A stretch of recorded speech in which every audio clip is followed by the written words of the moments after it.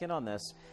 It's sometimes said that Pakistan's nuclear weapons are under much greater control, much better command and control than Americans realize, and that to that extent we should ratchet back our anxiety a little bit, that this is a better controlled system and structure than we think.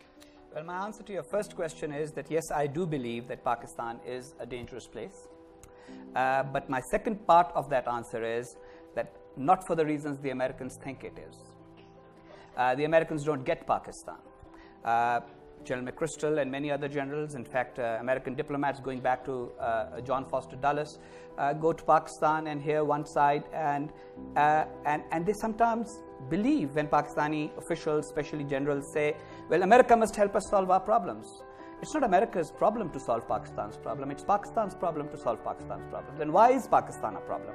Here's the reason. It was a country that was created with very little prior discussion and analysis.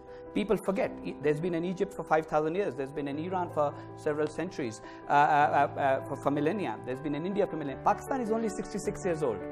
So therefore it has essentially a lot of psychoses more than it has actual threats and challenges. India, for example, I understand that Pakistanis are concerned about India, but as a Pakistani, I look at history, and of course I know that the American relationship to history is very unusual.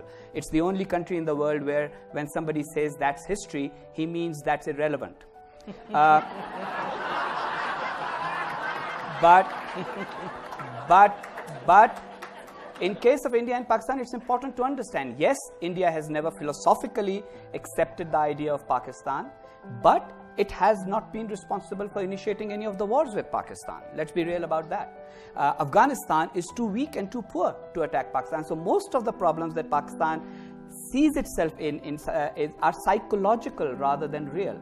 And the real problems are, we have not only 180 million people, we are 210 million according to this morning's estimates based on the population growth. Highest population growth rate in that region. Half the population is below the age of 21.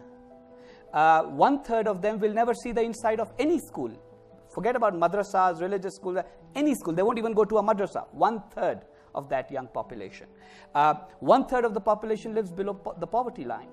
Another 1/3 lives just above it. And yet the country has nuclear weapons.